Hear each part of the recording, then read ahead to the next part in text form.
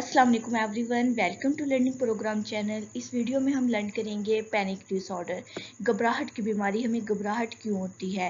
Basically firstly मैं आपको बताऊंगी कि पैनिक डिसऑर्डर क्या होता है और इसका टाइम पीरियड कितना होता है।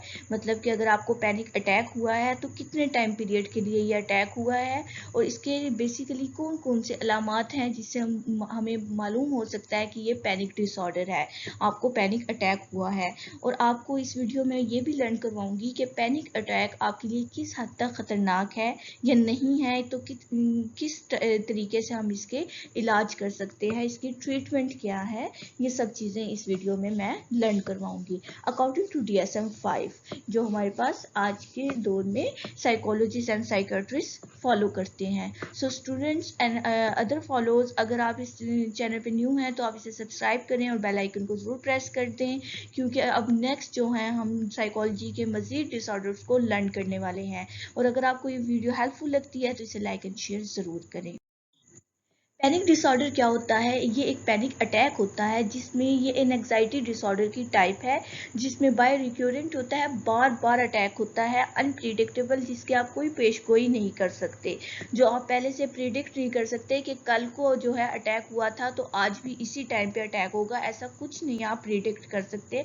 अनप्रिडिक्टेबल तरीके से ये अटैक आपको होता है और इसमें क्या होता है, शदीद बेचैनी और घबराहट होती है। ये कैफियत जो उनसे होती है आपकी पैनिक अटैक की, ये तकरीबन शॉर्ट पीरियड के लिए होती है, एक लॉन्ग पीरियड नहीं होता इसका।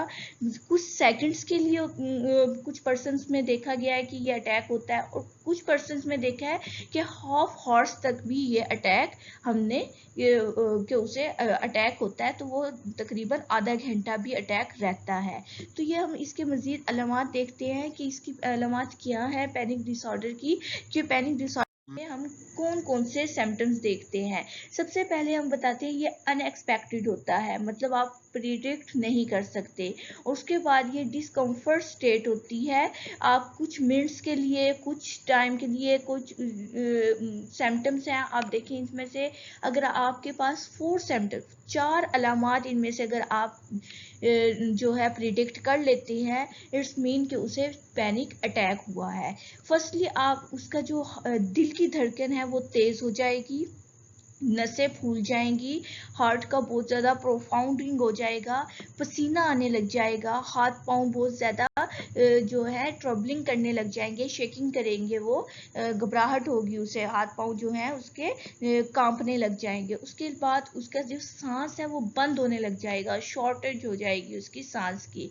उसके बाद फीलिंग ऑफ चोकिंग होगी उसके पास, कि वो जो है कंफर्टेबल स्टेट में से डिसकंफर्टेबल स्टेट में चला जाएगा और उसकी जो सीने में शदीद किस्म की दर्द होगी, ऐसे लगेगा उसे जैसा हार्ट अटैक हो गया है। उसकी जो सीने की दर्द है वो अगर आप इनमें से 4 जो उनसे हैं अलामत ढूंढ लेते हैं तो उसे पैनिक अटैक हुआ है। फर्दर भी बहुत से नेक्स्ट जो आती है हमारे पास कि उसके अब्डोमिनल में बहुत ज़्यादा पेन होगी, डिसकम्फर्ट स्टेट में वो चला जाएगा, उसके पेट के अंदर कोई ना कोई डिस्टर्बेंस क्रिएट हो जाएगी, उसे नींद सी आने लग जाएगी, नशे की हालत में वो पर्सन रहेगा और उसे जो गर्मी सर्दी है वो बहुत सेंसिटिव हो जाएगा, बहुत ज़्यादा गर्मी लगेगी या बहुत ज़्यादा चिल हो जाएगा, सर्दी लगने लग जाएगी।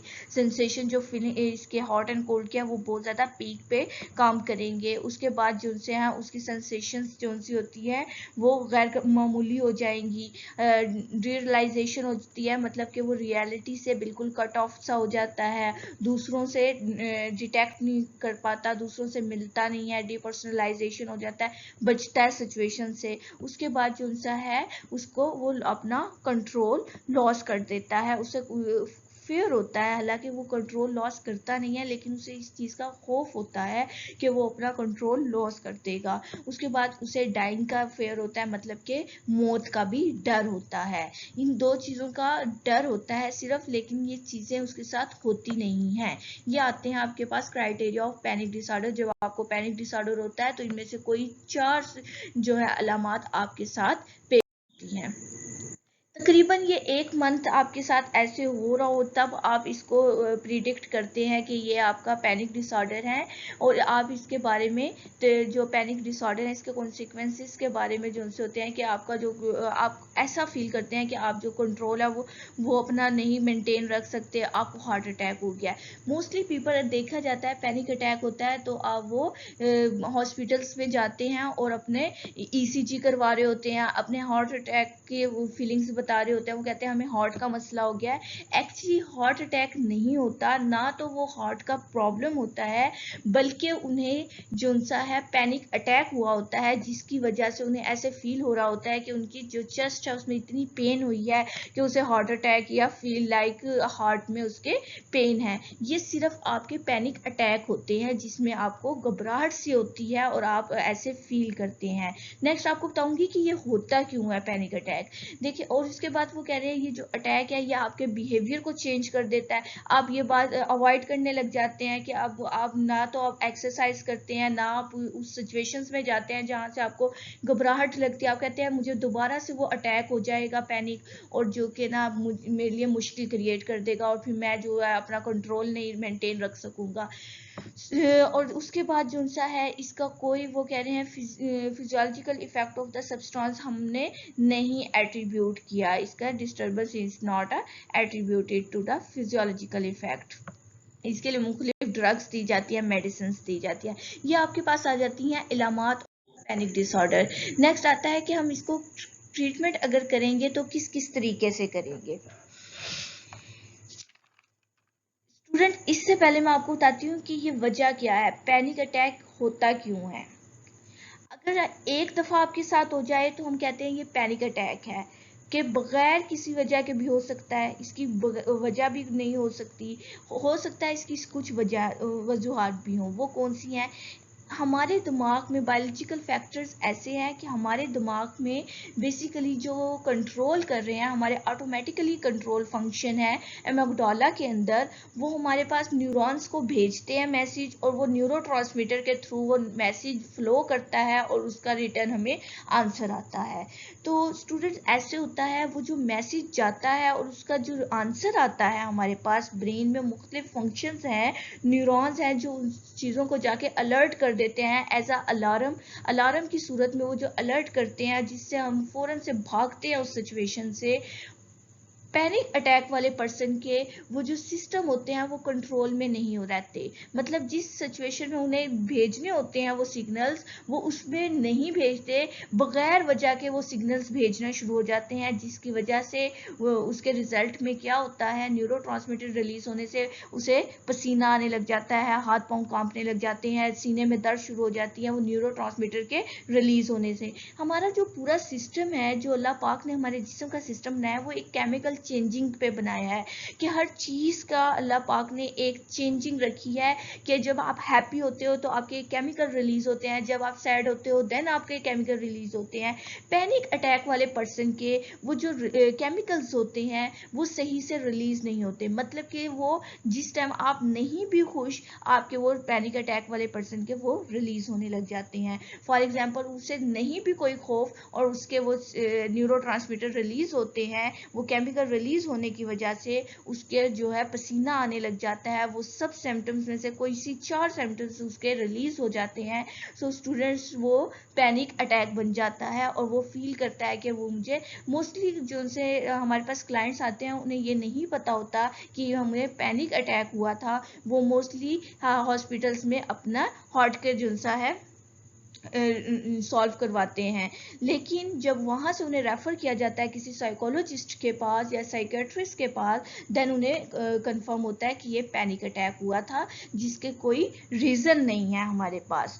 ये हमारे पास बायोलॉजिकल फैक्टर्स ये आते हैं। ड्रग थेरेपी ऐसे होते हैं, हम उन्हें मेडिसिन देते हैं कुछ रिलैक्स करने की, क्योंकि जो न्यूरोट्रांसमीटर और केमिकल्स हैं उनको स्टॉप करने के लिए हमारे पास डिफरेंट मेडिसिन होती हैं, हम वो मेडिसिन कंटिन्यू देते रहते हैं ताकि वो अपने सही टाइम पे रिलीज हों।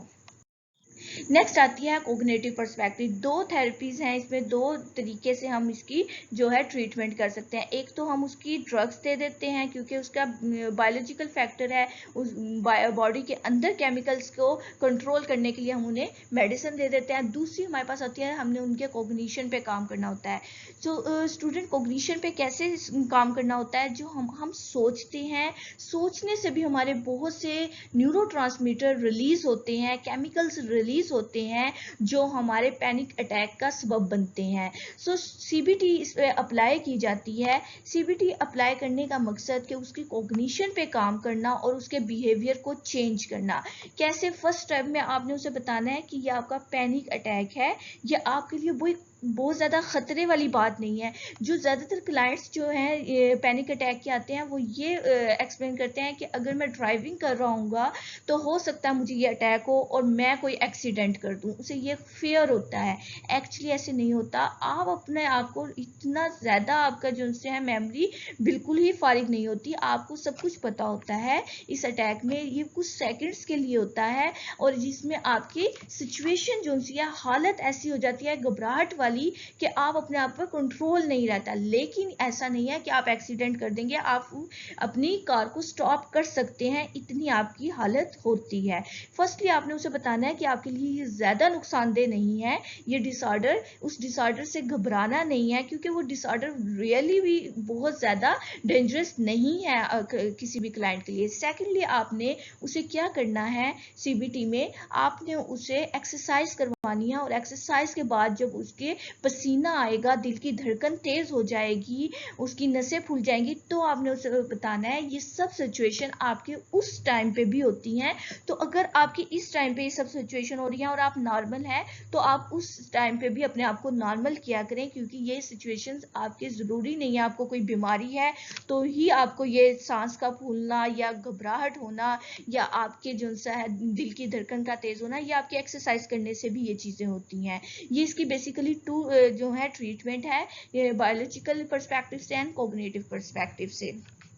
So students, I think so जो है पैनिक डिसऑर्डर या घबराहट अगर आप में से किसी को होती है और इनमें से कोई भी अलामात आपको महसूस होती है तो आप वो दिल का इलाज करवाने के बजाय अपने पैनिक डिसऑर्डर को रिसॉल्व करने के लिए किसी साइकोलॉजिस्ट के पास जाएं, किसी साइकेट्रिस्ट के पास जाएं, जिसके सोल्यूशन मैंने आपको बताया है कि बहुत ही ईजी है। कोई भी साइकोलॉजिस्ट आप पे अगर सीबीटी अप्लाई करता है तो बहुत ईजीली आप इसे रिकवर कर लेते हैं, या आप पे कोई भी बायोलॉजिकल फैक्टर के थ्रू ड्रग्स थेरेपी देता है वो भी बहुत इफेक्टिव है। मोस्टली अगर 90% चांसेस होते हैं सीबीटी से आप रिकवर बहुत अच्छे से कर लेते हैं। सीबीटी एक अच्छी थेरेपी है, इसमें आपकी रिकवरिंग के चांसेस बहुत ज़्यादा होते हैं।